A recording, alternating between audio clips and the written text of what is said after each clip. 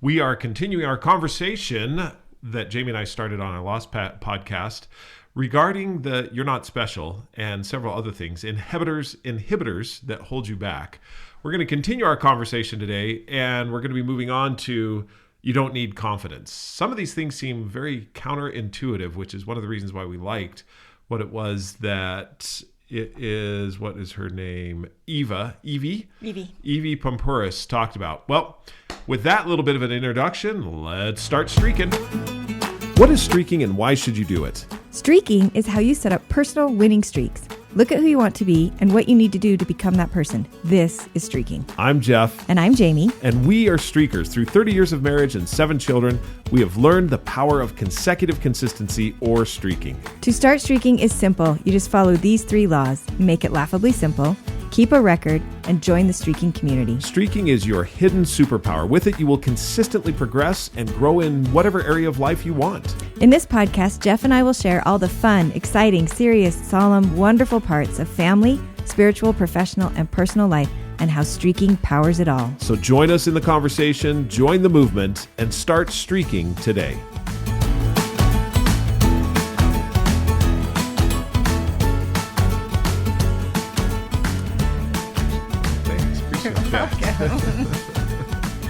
I'm excited to talk about the rest of this. So let's just quickly, last episode, if you haven't listened to it, we talked about the first inhibitor of You're Not That Special. And this is from a TED Talk that Jamie and I were very much moved by. Couldn't get out of our head. Yeah, couldn't stop thinking about. Yeah, couldn't stop thinking about it. And so now we're going to continue on with the next inhibitor. And by the way, there's not 5, there's 6. I don't know why I keep saying 5, but there's 6 inhibitors. Yep. Inhibitor number 2 is you don't need confidence. Now, how many times in our lives before we've started anything, any endeavor, have we heard or felt, I just got to have more confidence? And how many times I've even said that to you? Right. Well, you just got to have confidence in that. Yeah. And she says, no, you don't need confidence, which was really interesting. And because what she purported is that you delay action because you're waiting for confidence. Right. She talked about going on, like trying to get from point A to point B. You're at point A, you're trying to get to point B. And along the way, by telling yourself that you need confidence to get to point B, you actually leave the trail that takes you to point B off on this journey of searching for confidence. And she said there's a lot of things that can happen along that journey of 1, how do you ever find confidence? 2, you can get distracted. 3, you can lose courage, and all these things that prevent you from ever getting back to point B, which was where you originally Which is where you wanted to go in the first place. Which I think is why I loved listening to this TED Talk, is because I loved the way that she called them inhibitors to progressing. Like, these things are actually inhibiting you, even though we know them very well as things that we feel like, well, I need to have this in order to be able to accomplish the things that I want to accomplish. So it's fascinating to me that this is her second one is you don't need confidence. You don't need confidence. What you need is action. You need to just get started. Yeah. So I want to dig into this just a little bit as far as you don't need confidence, because one of the things that I've felt, and as I've gone along in different career pursuits and different things, is that it's the confidence that got me started on going that. In other words, it may have been ignorant confidence, but it's like, yeah, I can do that. I can make it happen. Is that confidence, or is that just deciding to move forward in the face of fear or of insecurity? And therefore, it's really not confident. What is confidence then? If I don't need it to move forward, what is it that I need then? Is it just a brave action to move forward? You're smiling. That's because it does remind me of the confidence that you have when you're young, where you're like, oh yeah, I can totally do this. Or the confidence that you have. Or is that confidence or ignorance? That's what I was going to say. The confidence that you have in a situation that you don't have the full amount of. So for example, this is a instance from our family. So our son served a mission for our church, and he went out, and when you apply to serve a mission for the Church of Jesus Christ of Latter-day Saints, you spend a couple months filling out all of the paperwork that is required to it. And it's most of the time it's young missionaries. So Right. young men, young women from age 18 to like the early 20s is when they decide to often go on these missions. And so you spend the first little time filling out all this paperwork, and there's a lot of cultural excitement around it because it's a common thing that's done in our church at this age. And you don't always know where you're going to go. So you put the papers in. And then we've grown up watching other people, so older siblings, go out on these missions and come back and talk about how wonderful they are. And so the enthusiasm that Ace had when he left on his mission was the same as so many of the others. He was excited. He was ready to go, ready for that mission experience where he was going to baptize the world and share the gospel with everybody kind of feeling. I love it. So he went out on his mission, and of course, COVID hit and the process was changed because of everything changing with COVID. And then also he had a medical situation that actually required him to come back home and get a minor surgery. Right in the middle Right of his in the mission. middle of I mean, his it was mission. smack in the middle. So he'd been out a year. He'd been out a year, and then he came home, and it was right during Christmas time at COVID. So he got to spend Christmas with our family, and it was actually a really great Christmas because of COVID. Everybody was home, and no one could go anywhere. So we had to watch a lot of movies. So we just do a spent lot the of time at things home, together. and it was really great. And then he got recovered from the surgery, and he was able to go back out on this mission. Well, when he went the second time, he left with much more knowledge than he had the first time. He had a much greater understanding. So he went to Arizona for his mission. He understood how hot it was. He understood that a lot of their mission was riding bikes, and that in the summer heat. He understood the amount of work that was involved in a mission as compared to the amount of work in comparison, or in, proportion to the amount of success that you have, which it's a lot more work compared to the success, except when people come back and tell about it, they just talk about the successes. They don't always talk about the amount of work. So when he went back out, he was going with much more understanding of what he was getting into. And it was harder. It was much harder for him to stay out for once. Now he got back into the groove. He put in the work, and he stayed and finished up the time that he was scheduled to serve. The other thing, a little bit of a surprise, is he got added 3 months because of the 3 months that he was home for the... Yes, so the expectation was different. He had a certain expectation of when he would be done, and that ended up being longer. So all of these things lent themselves to it being much harder for him to go back out on that mission the second time, so to speak. So in relation to what you're saying, confidence is an interesting thing. You can have a huge amount of confidence in something you're relatively ignorant about.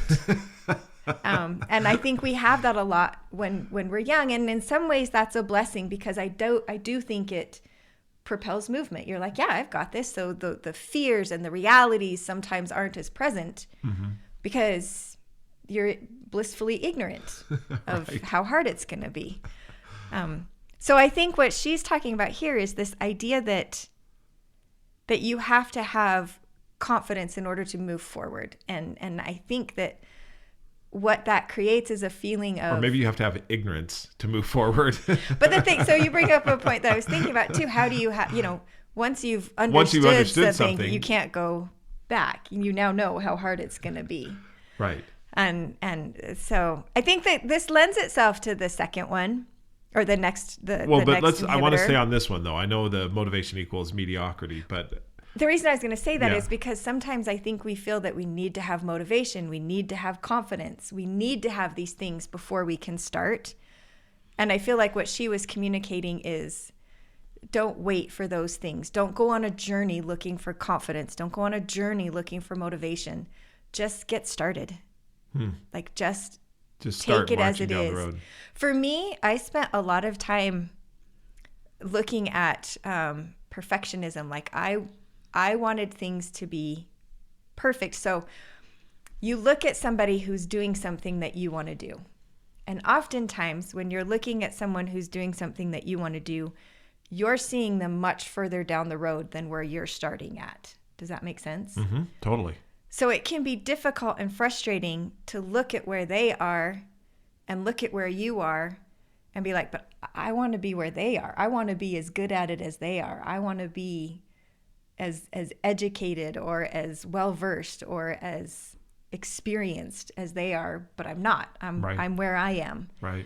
And so I think sometimes these ideas of confidence and motivation are ways for us to stall, thinking that, well, if I study a little bit longer before I start, or if I do these other things, then I'll be further down that road. I'll be where they are, because I don't want to start where I am, because where I am is messy and not very put together, and it's not like it, my efforts aren't looking like their efforts, and I want my efforts to be like that, without recognizing that you can't get to there without starting where you are and going through all the messy and all the experience and all of the, wow, this isn't the fun part before you can get to where you're trying to get to. So what you're saying then, and what you and I have experienced together, is that if I'm looking at the end product and saying, that's where I want to start. Yeah, I want to start. I want to start at the end product, where they are start after all the work, energy, and effort that they've put into this. That's where I want to start. That's where I want to start. And I'm going to wait until I can be there in order to make that start, which in actuality, it just doesn't work that way. No, at all. It doesn't. And I think it's another inhibitor to I was getting thinking started. of another example that when you started on talking a little bit about the ACE example, which is such a great one, because ignorance sometimes is bliss. It's this opportunity to move forward thinking, I know I've heard what people talk about and what it is they say it will be. And now I'm going to go forward because that's what I want to see. And what we don't see are all the valleys. We see all the peaks, but not all the valleys. And I don't want to poo-poo that, because I think, no, I think it's great. I think that's great. It's just hard when you don't have that anymore. So I think that's worthy of conversation as well. When you don't have that blissful ignorance, that lovely, ignorantly enthusiastic, I can accomplish the world. Yes. Everything. I think that's one of the reasons why we have children when we're young, is because if we're older and saw everything, it's like, I don't think we should have children. I have thought about that. This didn't come as an instruction manual, but when you're younger, and when you and I were having children, it's like, well, let's just keep do going. this. We've got this. This will be great. Yes. And we figured it out along the way, which we did. And looking back now, as our children have children, it's interesting to see the experiences that they're having. Mm-hmm. And one of the things that you and I say, and I know this is a little bit of a tangent, but I think it's applicable to what we're talking about as far as confidence and motivation. And that is, all of a sudden they see what we went through in order to raise them, but you just don't have a knowledge of it until you're actually in it. And let me give an analogy on that for just a second. So the analogy that I'm thinking of is, and you may have brought this up in the last podcast, but the teenage driver. Yeah. Did you bring that up in the last podcast? I don't remember, but we were talking about it. But basically how we have, and Jami has been the absolute saint in our family to teach most of our drivers. That is true. I should achieve sainthood just for taking that on. Just for taking that on. Teaching teenagers how to drive. One of the things that's interesting is they've been driving with me for their 16 years. Yeah. I mean, it's not like it's a foreign thing to them. And then they get in the driver's seat and they start to experience it for the first time. And then they're a passenger with you and you're driving, and now they're telling you how to drive. Exactly. Wait, Mom, don't you realize you have to do this, that, and the other? That was not a complete stop. That was not a complete stop. Are you going to turn your all blinker of a sudden, because this whole new world has opened up to them, but the only way that they got there was not through the understanding, the riding with, the being talked about. The only way they got there was by doing it themselves. You bring up such a good point, because they've been passengers for years. Years. And even if you're telling them what you're doing, they've still been a passenger. And even to the extent of directionally knowing where we're going. Mm-hmm. Like you can have driven them to the same place again and again and again as a passenger, But it is a totally different experience when they're in the driver's seat and now have to drive to that same destination. Right. And so you bring Understanding up and knowing the directions, understanding all the turns and the signals that come up in the path. None of that is comprehended until they're actually in the driver's seat. In the driver's seat. And pressing we the give gas, them, pressing the brake, turning on the signal, finding the directions, all of that. Right. And we strive to give them training, but the truth is the confidence comes as they gain experience. But you have to just get in that driver's seat at one point. And it's fascinating so we have 6 of our kids that have been our drivers now. And they approach it with different personalities. I have some of them that haven't learned hardly anything but think they know everything. And they get in that driver's seat and they're shocked at how hard it is. And then I have some that have been like, I don't know if I want to do this. Like they're nervous from the beginning. Right. They're aware that this is a big deal. And you're almost having to push and be like, no, we are going to teach you how to drive. You've got to practice. And then you have some that have kind of picked up on it pretty quickly. And then some that I have one daughter that super great in so many things, but just directions does not work for her. and there was one point where literally we were a couple blocks from home and I said, okay, just take us home. And we ended up pulled over on the side of the road crying because she didn't know where we were. She couldn't get there. So you learn a lot from Right. watching your children learn how to drive.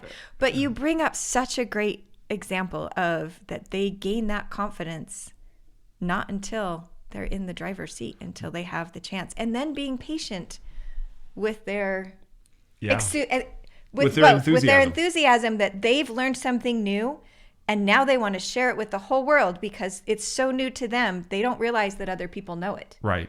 They and literally allowing that think, enthusiasm just to happen. Yes. Yeah. And to learn from it. So this brings up something as you were talking and as we bring up these analogies, speaking of confidence, what I then say, confidence then is the absence of anxiety, the absence of fear, the absence of, is it? Well, so hold on, hang with me on this. It's the absence of those things because using the driver analogy, if once I've experienced all of it, so our children now are confident. All of them are driving. They are confident in their driving in that they don't think about going out, getting in the car and going. That to me would indicate confidence, which is one of the reasons why I think that you don't need confidence. It's actually confidence is a false measure. It's a false, I'm trying to think of the words as far as how to describe it, but it isn't something that you have actually when you're trying something new. What you have is courage. And the courage to try and the courage to overcome what you feel inside, the fear and the anxiety. It's the courage to, for example, when we very first got married, spit sticky with the driver, you had never driven a stick shift. No. And you were scared half to death. Yes. But you got behind, and we had a RX-7, very nice Mazda RX-7, that was a stick shift, and it was the only car that we had. Yep. And I remember we were in a parking lot and I said, okay, you're going to now, I got in the passenger seat. You got in the driver's seat. I'm like, you're going to learn how to drive a stick shift. And I have no matter what, memories of popping the clutch. Yep. Yes. Popping the clutch, doing all those things that everyone does when they're learning to drive standard. And yet you courageously went through, you didn't have confidence at all. Zero confidence. However, after practicing it, experiencing it, going through it, then you had confidence. Confidence came through the action. Mm-hmm. So it's confidence is not a starter. Confidence is actually a result. Yeah. It's something that confidence comes after comes the with fact. Experience, yeah. Therefore, what I look at, and now tying in streaking and what streaks, really what we're doing with streaking, if you want to try something new, is you are overcoming fear, overcoming the anxiety, overcoming all of that through the smallest, simplest action to give it a try. Having patience, because one of the things I'm learning again right now is to play the piano. I learned it early on when I was 12, but since then have not really touched the piano. We recently got a piano, and so one of my streaks is, I just started it, is to play at least one note on the piano every single day. What's interesting about this for me is I don't have confidence that I can find the right notes. And in fact, I often find myself on the verge of frustration. You know that I'll go right up to the edge of frustration and be like, oh, I'm so frustrated because I once knew right. You want how to to be do that this. much further down the road. You're Right. Like, why and am I shouldn't not? I be down the road? And instead I'm in the very beginning book, learning to read notes again and learning the coordination of my fingers. And therefore the courage to overcome frustration or to push through frustration or to not get frustrated, patience to allow myself that opportunity to learn again, all of that as we go forward. Then, for example, one of the dreams that I have is that we're at a family Christmas gathering and I can just sit down and play any Christmas song that anyone wants to sing. That would be confidence. Right. I can't do that now though. I do not have the ability right now. However, through at least one note a day, and typically, and why one note?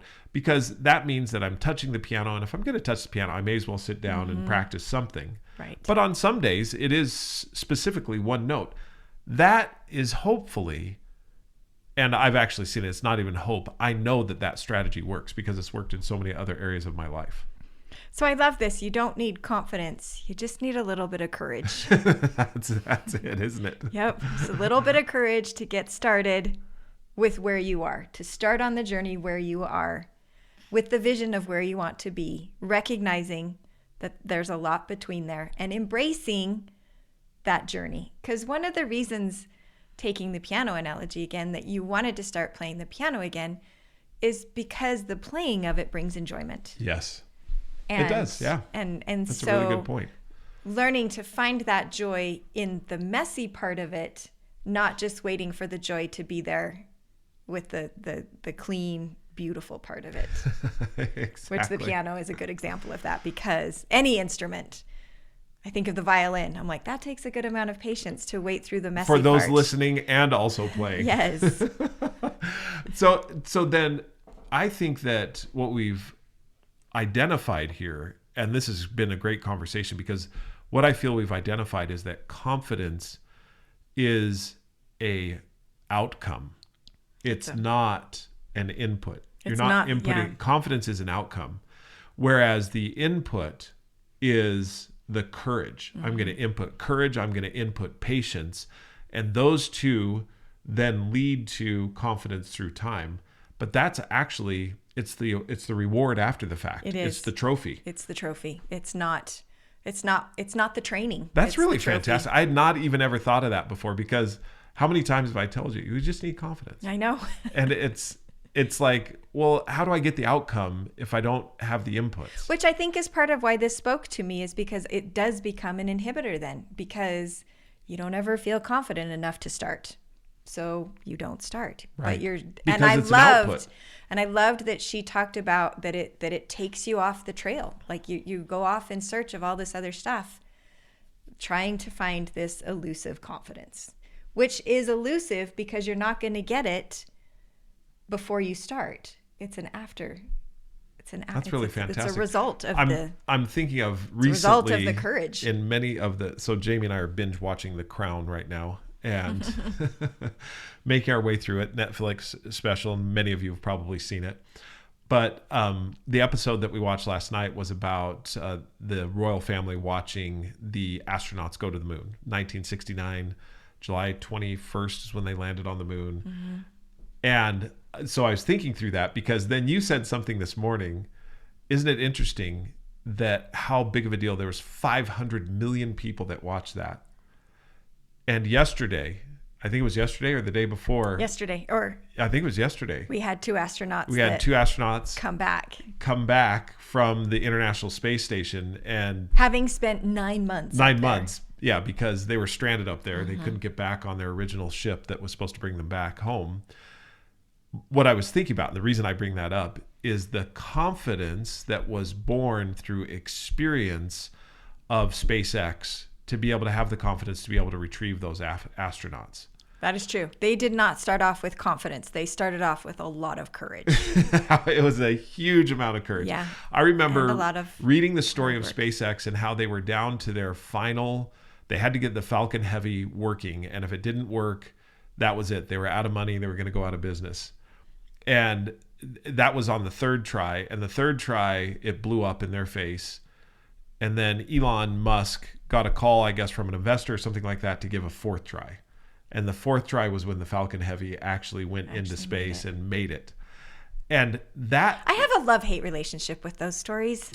what I see and appreciate from this conversation is that the confidence was built through testing, experimenting, failure, success, all of those things added to. And so now they are confident that they can not only lift the rocket off, but always gives me chills when they land the rocket and bring it back vertically, when they bring it back down.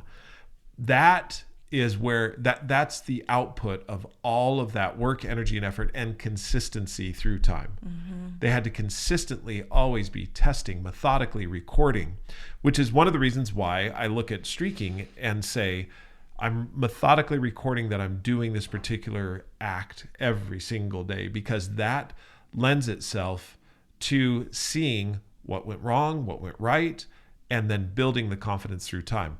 For example, sorry, I'm going on now. Got me on the soapbox. One of the areas that you and I talk about is that the confidence to be consistent is built through streaking. Mm-hmm. If you were to say, because right now you say to yourself, if you're going to start a streak, it's almost a double-edged sword, because you have the confidence that you're going to be able to do it because of the experience that you've had with all your other previous streaks. Right. And so we're always a little bit cautious about what streaks we start because we have the confidence that we can do it. Does that make sense? Yes. Okay, go ahead. And the knowledge of the commitment. Yeah, what it takes. Yeah, what it takes. And so I love this, that now as you go throughout your day, as we wrap up this second inhibitor, the next time that you're feeling like, I just need a little confidence, just replace it and say, no, I just need a little courage. That's what I need. I'm just going to have the courage to. And what is that courage? Maybe that courage is just closing your eyes and taking the step and going forward and being like, okay, I'm just going to take this step. And then I'm going to take the next one, and then I'm going to take the next one. And through that process, confidence will be born. The outcome. Well, thanks so much for joining us today. We've enjoyed talking with you about, you don't need confidence. What you need is a little bit of courage. I love that. We're going to continue with this because, again, these 6 inhibitors are so fantastic. 6 inhibitors. 6 inhibitors. And we're going to go into a little bit more what Jami talked a little bit about, which is the motivation equals mediocrity. There's another one that's going to be exciting to delve into as we talk on the next episode of the Streaking Podcast. If you have any thoughts or insights, we'd love to hear from you. Please shoot us an email at Jeffrey, Jeffrey, at mystreaksapp.com or Jami, Jami, at mystreaksapp.com. As always, subscribe to the channel if you want to be updated as soon as we release our next episode, as well as if you want to follow along with the streaks that we have in life, download the MyStreaks app and follow either Jami or I or both, or any of the tens of thousands of users that are out there streaking to improve their life every single day. Until we talk again, we hope that you have a marvelous, fantastic, wonderful day, and as always, keep streaking. It's the little things that make a better